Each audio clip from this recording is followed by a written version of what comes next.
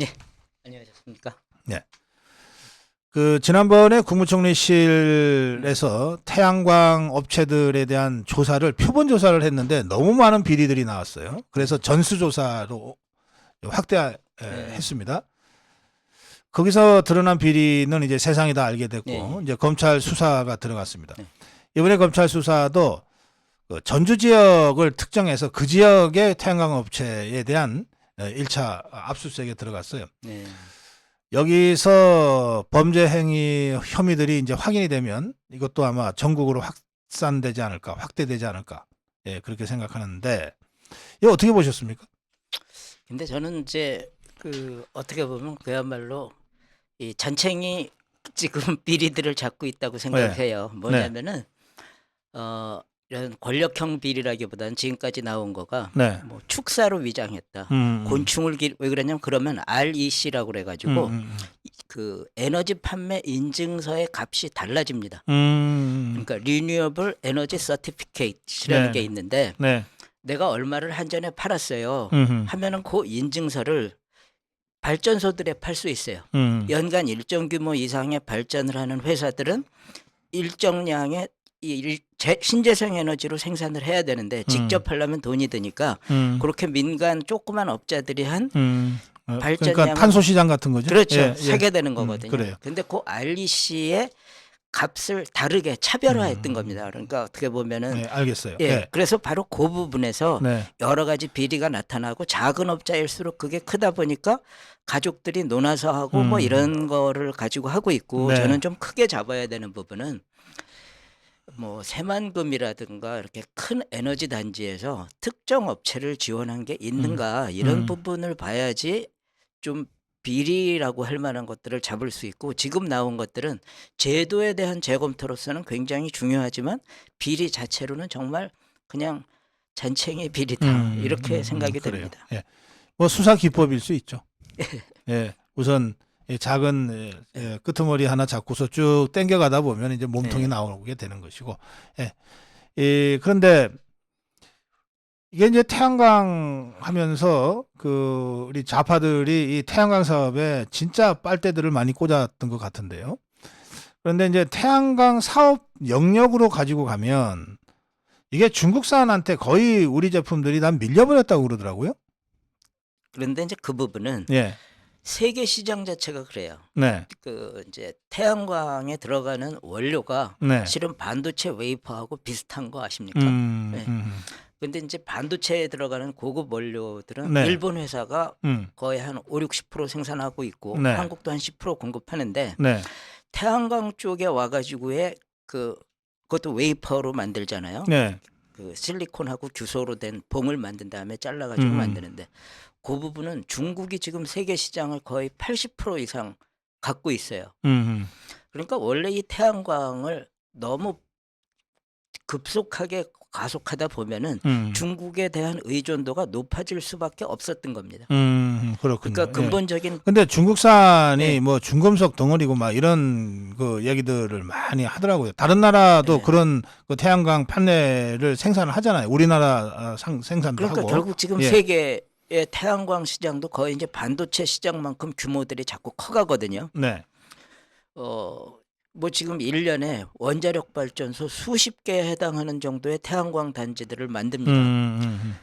그러다 보니까 그 부분을 근데 대응할 수 있는 원재자나 이런 거를 종합적으로 갖고 있는 나라가 중국밖에 없다 보니까 예. 사실 이 부분에서 미국이 지금 반도체만 가지고 세계적인 공급만 그러는데 태양광에 대해서도 사실 고민해야 될 단계가 언젠가는 올 수도 있습니다.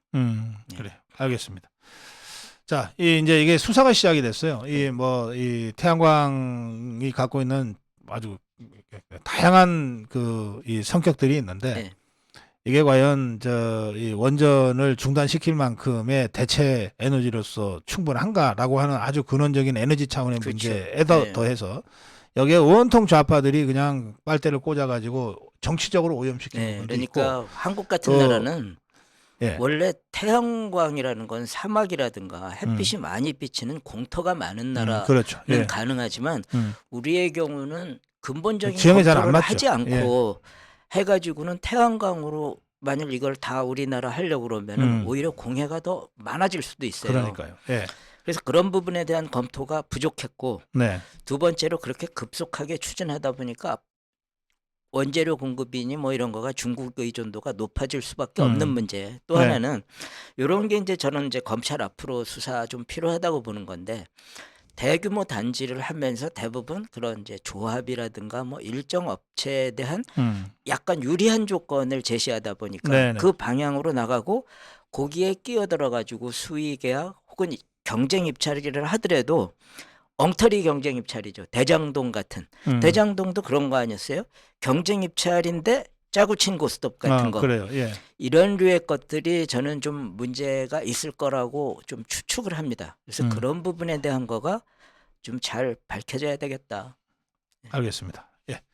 자, 다음 주제로 갈게요. 예. 레고랜드인데요. 예. 이게 뭐 채권 시장이 마치 레고랜드 지급 불이행 선언 때문에 발생한 것처럼 좌파들이 뒤집어 씌워갖고 김진태 도지사가 좀 고생을 했어요. 예, 예.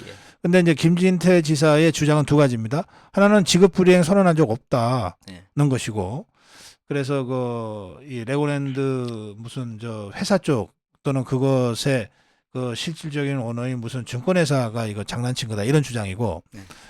또 하나는 아니 설사 그렇다 하더라도 천조 가까운 채권 시장에 2천억 지급 불능이 무슨 그렇게 큰 악영향을 줬다고 이걸 다 뒤집어 씌우냐 뭐 이런 주장입니다. 어떻게 그러니까 보십니까? 울고 싶은 애한테 뺨 때린 거예요. 김진태 그거 지사. 누가 제가 울고 처음부터 싶었어요? 그렇게 얘기했죠. 그러니까 누가 울고 싶어 했죠? 채권 시장이 채권 시장이 왜 그러냐면은 지금 기준금리가 올려고 그러니까 한 1, 2년 전만 해도요. 예. 채권 이자율이 2% 3%였어요. 그 우수한 아주 우량 기업의 경우는 2%였어요. 어허. 근데 지금은 조달 금리 자체가 채권 시장이 6% 7% 됩니다. 어허. 그러니까 그런데 또 어떻게 생각하냐면은 이 투자자 입장에서 보면은 그런데 저렇게 비싼 이자로 빌려가지고 저 기업이 저 프로젝트를 제대로 하겠어? 예를 들어서 고 박사님만 해도 이자가 좋다고 무조건 채권 살 리 없죠. 예를 들어 어떤 기업이 저는 채권 살 돈이 없습니다. 습니까? 지금 그러니까 보십시오. 저하고 예를 드시 마십시오. 예, 어쨌든 좀 돈이 있는 사람이 은행에 채권을 사러 갔더니 6%라고 그래요. 그런데 그러면 이게 사면은 이제 어디 연 뭐 6% 이자를 먹는. 경기도 어디에다가 무슨 주택단지를 만드는 거라고 그러는데 아니 근데 얘네들이 6, 7%로 자금을 조달해 가지고 저 주택단지 제대로 분양할 수 있겠어? 저러다 부도나면 채권 부도나지. 날아가는 거죠. 그러니까 원래 지금 자금 시장에 경색되게 돼 있었어요. 음. 왜냐하면 이자만 많이 준다고 들어오는 게 아니라 사람들이 이 리스크를 생각하거든요. 아. 근데 그 단계에서 강원도가 저 선언을 한 거가 어떤 메시지를 줬냐면은 야 정부가 방치할 것 같아. 이렇게 나가면은 김진태 지사 말은 다 맞아요. 왜 그러냐면 9월 20일 날인가 이제 그 강원도 무슨 중도개발공사가 강원도에 우리 힘으로는 빚을 못 갚겠어요. 그러니까 보증선 강원도가 갚아주세요. 이렇게 얘기를 했고 강원도는 못 갚겠다는 얘기는 안 했는데 그게 좀 섣부른 거였습니다. 우리 중도개발공사 회생 신청을 요구하겠다고 그랬어요. 근데 그 부분이 좀 이제 이 경솔했던 건 뭐냐면 회생 신청을 해도 강원도가 안 갚을 방법이 없어요. 법원이 그렇죠. 예. 왜 그러냐면 법원이 강원도 보고 그래 니네 정말 갚기 어려울 것 같으니까 중도개발공사는 회생으로 해가지고 채권자들 보고 손해보게 해줄게. 근데 법원이 그런 결정을 할 리가 없거든요. 그럼요. 예. 근데 그 얘기를 흘리는 바람에 메시지가 잘못 전달되고 그래서 본인은 나 안 갚겠다고 한 적이 없어요. 그리고 안 갚을 수도 없었어요. 왜 그러냐면 보증서고 안 갚을 수가 있습니까? 그렇지. 예. 근데 그게 잘못 전달이 되면서 그렇지 않아도 위험하게 생각하고 있었던 채권들 뭐 한전 이런 거죠. 한전 저렇게 빚 근데 많이 가는데 갚겠어? 그 줄줄이 한전 말이에요. 예. 채권 시장에 이자 6%로 채권 발행을 했다면서요. 제가 그 퍼센트는 정확하게 6%로 모르겠습니다. 제가 들었는데 근데 어쨌든 유찰됐어요. 예, 이게 유찰됐잖아요. 예. 그 얘기 뭐냐면 한전도 위험하다고 사람들이 봤다는 얘기 아닙니까? 그렇죠. 근데 아니 한전이 왜 아무리 저 문재인 좌파 세력이 엉터리 정책을 해서 한전이 뭐 수십조 수백조 적자가 쌓인다 하더라도 정부 입장에서 한전을 부도낼 수는 없잖아요. 그렇죠. 근데 왜 시장이 그렇게 반응하냐 이거예요. 결국 그 부분에서 김진태 지사가 예. 억울하지만 지금 누명을 쓰고 있는 겁니다. 음. 야, 강원도가 저러는데 음흠. 한전이라고 안 그런다는 보장이 있어? 이렇게 된 거고. 그런데 나머지 채권 시장의 위험은 예. 김진태 지사 때문이 아니라 네. PF라는 거가 이렇게 그러니까. 이자율이 높아지면은 예. 위험하게 돼 있어요. 저래도 PF. 지금 PF PF가 뭐예요? 프로젝트 파이낸싱. 아, 저 그러니까 주택 주로 아파트 지을 때 만드는 아파트도 거? 하고 상가도 하고 이러는데 어. 은행이 이렇게 하는 겁니다. 자기가 돈을 빌려줬다가 은행은 책임져야 되잖아요. 그러니까 어떻게 잔머리일 수도 있고 결국 그게 파이낸싱의 방법인데 내가 채권을 발행해. 근데 이 채권은 보증 안 해. 다만 그 재산이 무슨 롯데건설이 지금 짓고 있는 무슨 단지에 보증이 돼 있어. 그러니까 이 단지가 제대로 되면은 거기서 돈이 나갈 거야. 그게 망하면은 제때 돈이 안 나가. 그런 그 담보물을 그렇게 특정한 프로젝트로 해가지고 채권을 발행한 겁니다. 그게 이제 PF를 기초로 한 그거는 이제 정부가 지급 보증을 하는 채권도 아니니까 아니, 전혀 훨씬 관계없고 위험한 거네요. 은행도 보증한 게 아니에요. 그러니까 리스크가 굉장히 큰 거네. 큰 거죠. 예. 단지 이제 조금 큰 회사가 하는 거면 나중에 그 회사에 가가지고 구상권 청구는 할 수 있겠지만 시간 오래 걸리게 되죠. 그러면 그렇게 리스크가 크면은 이익도 많은 겁니까? 그래서 그런 채권들은 옛날에 2, 3%할 때도 예. 한 3, 4% 했어요. 그러니까 요새는 근데 그런 거가 7, 8% 해도 저기 유찰되는 거죠. 그러네요. 채권 시장이 불안하면 제일 먼저 터질 거가 PF다라고 사람들이 생각할 수밖에 그렇죠. 없지. 그리고 지금 예. 이미 금리가 예. 뭐 저축예금인 저축은행 이런 데서는 정기예금 금리가 5%까지 가잖아요. 예. 그리고 그거는 예금자 보호법에서 보호까지 되고. 네. 그러니까 지금 채권 시장이 좀 위험하게 느껴지는 거는 투자자로서 너무 당연한 거죠. 그렇죠. 네, 그러니까 이거는 김진태 때문에 그렇다기보다는 채권 시장의 이자율 6% 7%보다 네. 지급 예보에서 확실하게 어떤 경우에도 은행이 부도나더라도 정부가 5천만 원까지. 예금을 돌려준다는 5천만 원 상한에 그 이자율 5%면 다들 그거 하지. 그렇죠. 그러니까 그렇기 때문에 채권 시장이 더 그렇죠. 지금 붙는 상황이라는 거죠. 자, 그렇게 해서 김진태는 억울하지만 어쨌든 울고 싶은 자들한테 뺨을 때려준 꼴이 돼버려가지고 이제 누명을 뒤집어 썼는데 이제 김진태가 억울하다는 사정은 대개 이제 사람들이 알게 된 것 같아요. 자, 문제는 뭐 김진태의 억울함이 벗겨졌다 하더라도 채권 시장이 불안한 것은 우리 국가 경제 입장에서는 여전히 중요한 문제잖아요. 그렇죠. 이건 지금 어떻게 진정이 좀 되고 있습니까? 95조나 투입하겠다고 그랬어요. 네. 근데 그렇다 하더라도 기본적으로 이자율이 높아지는 상태에서 네.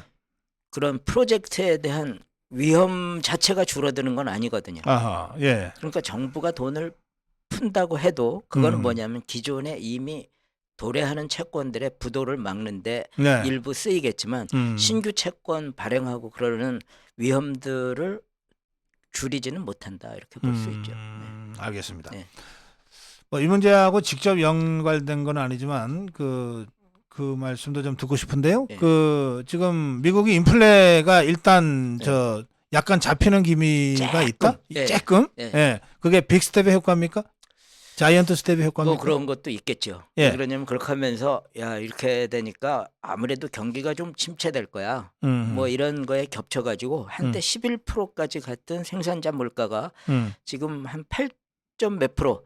그래서 예상보다는 0.3% 낮았다는 거예요. 아, 그렇구나. 그래서 이제 소비자 물가도 한 7점 몇 프로였다가 조금 낮아졌고. 근데 이런 그러면은 미 연준이 그러면 자이언트 스텝이나 빅 스텝을 이제 조절을 할 가능성이 있습니까? 그렇죠. 왜 그러냐면은 지금까지 저도 잘 모르겠어요. 미국이 어떤 전략을 가지고 세계를 이렇게 이제 어렵게 하는지는 잘 모르는데 다만 인플레가 워낙 급속했기 때문에 다급했던 면도 있어요. 무슨 이거 한국을 골탕 먹여야지 이런 음모를 떠나가지고 왜 그러냐면 생산자 물가지수가 11%가 가면은 심각한 거거든요. 네네. 그리고 생산자 물가지수는 보통 6개월 내지 1년 뒤에 소비자 물가로 나타납니다.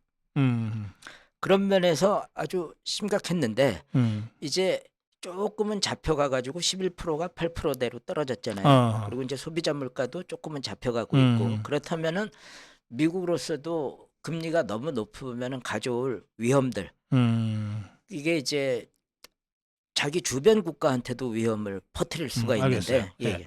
그렇게 해서 약간 잡히는 기미가 보이자마자 네. 환율이 확 떨어졌어요. 야, 참 민감하대요. 네. 예. 그러면 이 환율은 어떻게 될 것 같습니까?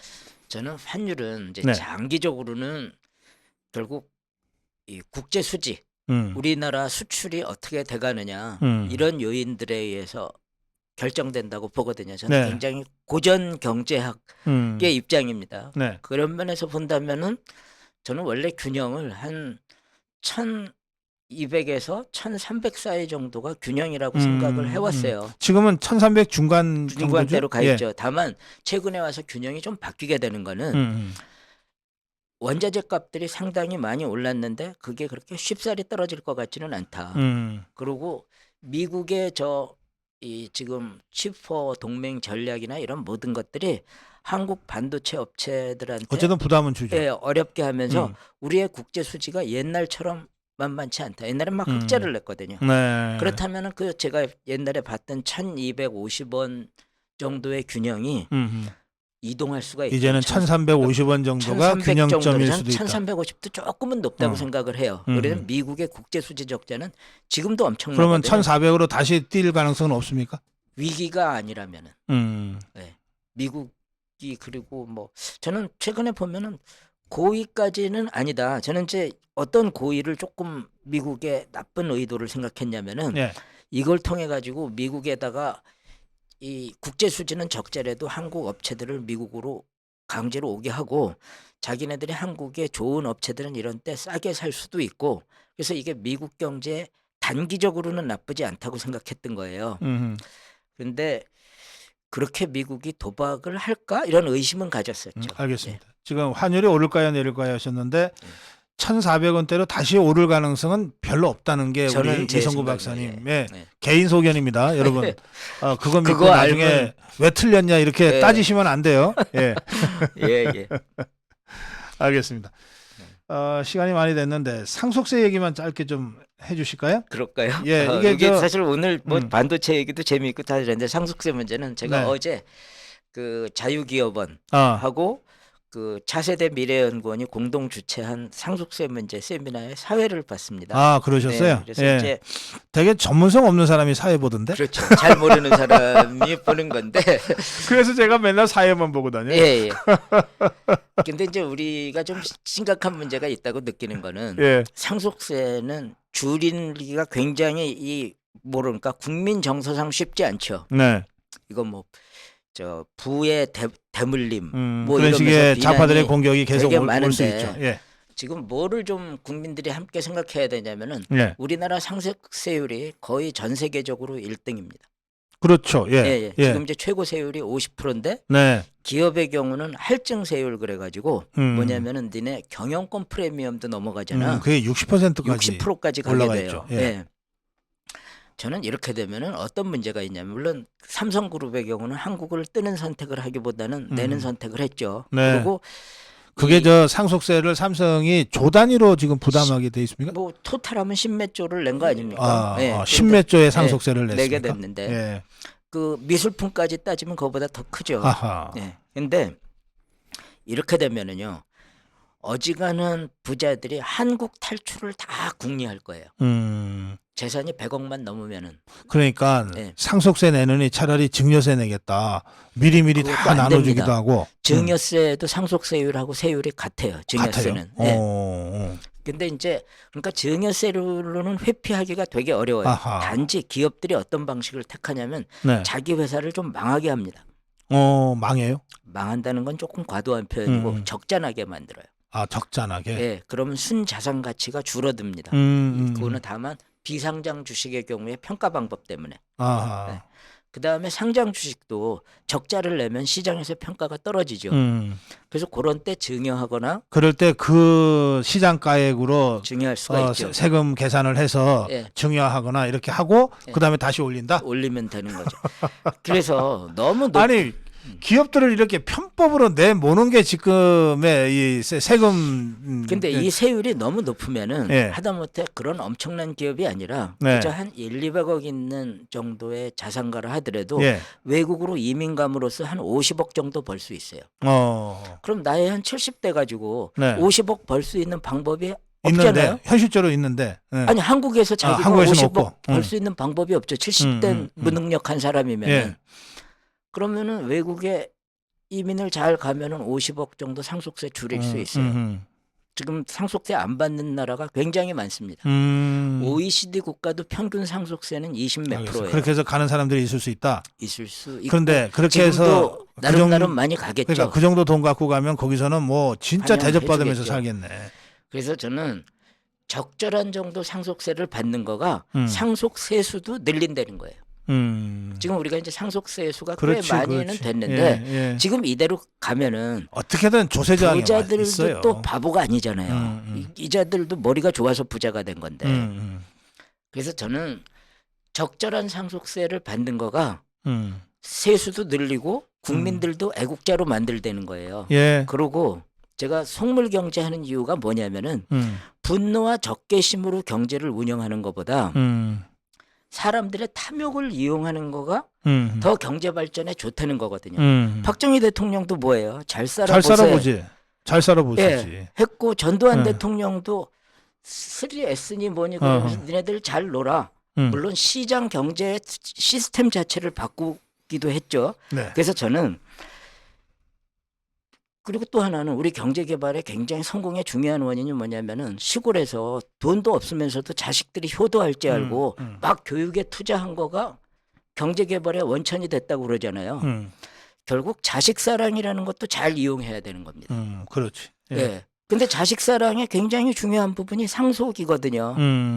그래서 저는 이런 문제를 적개심을 갖고 분노를 갖고 보지 말고 예. 잘 활용하자. 그래서 알겠습니다. 이자들도 부자들도 수긍할 만한 정도의 세율을 받으면은 세수도 늘어나고 나라도 발전한다. 알겠어요. 예. 이겁니다. 상속세를 아예 낼 필요가 없는 그런 하한선이 얼마입니까? 지금 이제 매덕 공제가 6억인가 9억 공제가 있고요. 예. 그다음에 부인한테 주는 거에 대해서는 30억 정도 공제가 되는데 사실 부인한테 준 건 또 다시 아들한테 가게 그렇지. 되니까 예. 결국은 6억인가 얼마 공제를 하고 나서는 내야 됩니다. 아, 그래요? 예. 그리고 뭐. 이 와이프한테 주는 거에 대한 공제액이 적다 보니까 자식들을 전부 불효자로 만들어요. 부잣집은. 아하. 왜 그러냐면은 이렇게 하는 거예요. 자식들이 가가지고 어머님은 받지 마십시오. 어머님이 받게 되면은 세금 많이 내야 그 된다. 받은 부분은 우리가 또 내야 됩니다. 그럼 50 두 번 내면 어떻게 돼요? 75% 세금 내야 되잖아요. 아하. 그러니까 어머님도 할 수 없이 자식들한테 재산 뺏겨야 돼요. 국가에 애국하는 그냥 자식들한테 우리 진짜 이렇게 그럴 경우에는 그런 애국이 면에서 본다면 삼성이 그 홍나희 여사한테 꽤 많이 준 거는 대단한 일입니다. 그래서 저는 예. 상속세율도 그렇고 소득세율도 그렇고 적절히 하자. 지금 그리고 이런 겁니다. 또 소득세 아까 여기 소득세하고 상속세 이중과세 아닙니까? 예. 그러니까 집을 갖고 있는데 자식한테 줄 때 팔아서 준다고 생각하면 정말 어마어마하게 돼요. 1가구 2주택인 사람이 판다. 그러면 거기 40% 가까이 세금 내잖아요. 뭐 무슨 중과세 되면 40%도 그렇지. 넘지만. 양도소득세 이런 거. 예. 근데 그 남은 거에서 자식한테 줄 때 또 또 50%, 40% 내야 되잖아요. 그러다 그냥 보니까 뺏기는 거네. 어떻게 하게 되냐면은 팔아서 주느니 자식한테 증여를 했어요. 그래서 저번에 1가구 다주택에 대한 규제를 할 때 예. 제일 이익 본 게 다주택자의 애들이다 그랬어요. 그래서 부모한테서 집을 정당하게라기보다도 아버지 국가에 뺏기는 저한테 주세요. 이렇게 얘기할 기회가 생겼었던 거죠. 애들이. 그랬더니 정부가 또 어떤 규제를 했냐면은 증여로 취득하면은 취득세가 10몇 %다 이랬습니다. 그러니까 이런 게 전부 적개심이에요. 뭐가? 니네들 어떻게 좀 괴롭히겠어. 아하. 그래서 저는 그렇게 하지 말자. 예, 합리적으로. 예. 그랬더니 결국 그런 부자들이 증여해가지고 주택 사게 할 리가 없잖아요. 여기 상속세 내려고 네. 회사를 중국에 판 기업도 있다던데요. 그럴 수도 있죠. 네. 어쨌든 세금을 안 내면 네. 상속이 됐는데 세금을 안 내면은 국세 체납이니까 네. 어떠한 경제 활동도 못 하게 돼 네. 버리잖아요. 그래서 예. 저는 적절하게 받자. 음. 그런데 다만 이제 또 이 기업 상속 규제라고 그러면서 너무 특별한 규정들을 많이 만들어 놓는 거는요. 음. 기업들이 막판에 기업을 하기 위한 노력을 하는 게 아니라 상속세 줄이기 위한 노력을 하게 그렇죠. 됩니다. 예. 그래서 좀 심플하게 가자. 알겠어요. 예. 상속세가 아예 없는 나라가 굉장히 많다고 그러셨죠. 예, 많이 있죠. 예. 제가 아는 사례는 독일인데요. 예. 일단 상속세를 없애. 예. 없는데 조건은 아버지가 하던 기업을 계속 아들이 이어받아서 할 때. 예. 그래서 저는 예. 이제 그걸 그 부분에 7년인가 대해서 얼마인가를 예. 기한을 두고. 그래서 이제 이 상속세를 상속하는 시점으로 하지 말고 파는 시점으로 하자. 이런 또 때도 있고 뭐 여러 가지 다양한 의견들이 나옵니다. 그래서 저는 결국은 사람의 죽음이라는 거가 경제 활동을 왜곡하지 않도록 세제를 만들 때 다만 너무 머리를 많이 쓰게 하지 말자. 맞춤형 세제 만들지 말자는 거예요. 오히려 그냥 심플하게 원칙대로 하고 공제해줄 부분들도 심플하게 해주자. 네. 지금 보면 뭐 몇천억 이상이면 안 되고 뭐 이런 게 있으면은 또 기업들이 어떻게 하겠어요? 예. 몇천억이 안 되는 기업을 만들기 위해서 엄청 노력하지 않겠어요? 지금 뭐 4천억인가 뭐 공제 받으려면 그런 게 있고 또 뭐 고용을 유지해야 되고 복잡합니다. 너무 사람들 이게 뭐 세제가 국민 치매 방지 대책이 아니잖아요. 노인네. 지금 다 그렇게 돼 있어요. 치매 방지 대책처럼 종부세 뭐 이런 문제들도 예. 1가구 1주택 기준이 취득세 때 따르고 양도소득세 때 따르고 종부세 낼 때 다릅니다. 제가 이거 여기서 왜 말을 못 하냐면 제가 외국 와도 3분 지나면 다 까먹어요. 그래서 비정분감 맞네요. 그 20분 지나면은 벌써 지금 시간 제가 다 외웠는데 20분 지나서 벌써 얘기 못 합니다. 알겠습니다. 예. 예, 마무리해야 되겠습니다. 시간이 좀 넘쳤네요. 짧게 한 말씀 하실래요? 뭐 다 얘기했습니다. 외운 게 잊어버리셔서 반도체 아까 하려고 그러다가 쭉 하다가 까먹은 예. 거. 예. 예. 지금 뭐 이 반도체 관련해 가지고 미국 중심의 이런 하나의 시스템을 만들려는 부분에 대해서 저는 우리가 그거를 그 잘 따라가야 되지만 한편으로는 한국 자체가 훨씬 더 글로벌하게 이 스탠스를 취해야 된다. 그런 면에서 저는 이제 지금 뭐 여러 EU라든가 뭐 이런 쪽들하고 우리가 많은 관계들을 늘려나가는 것도 좋고 사실 중국하고조차도 적대적인 관계를 가져갈 필요는 없다. 그래요. 예, 예. 그런 생각을 갖고 이번에 있습니다. 윤석열 대통령 시진핑하고 그런 네. 면에서 그렇죠. 저는 굉장히 껄끄러울 수 있는 네. 상황에서 두 정상이 만나서 잘 다독거리면서 예, 그렇게 한 것 같아요. 그리고 반도체의 이런 우위를 유지하는 방법에는 무슨 묘한 묘수가 있는 게 아니라 우리가 이 분야에서 훌륭한 인재들이 많이 나오는 방법이라는 예. 거예요. 그래요. 예. 그래야지 외국에서 좋은 회사가 아무리 미국이 억지로 가져가려고 해도 한국으로 올 거다. 알겠습니다. 네. 예. 자, 오늘 이성구 박사와 함께한 자유시장은 여기서 마무리하겠습니다. 고맙습니다. 네, 고맙습니다. 예.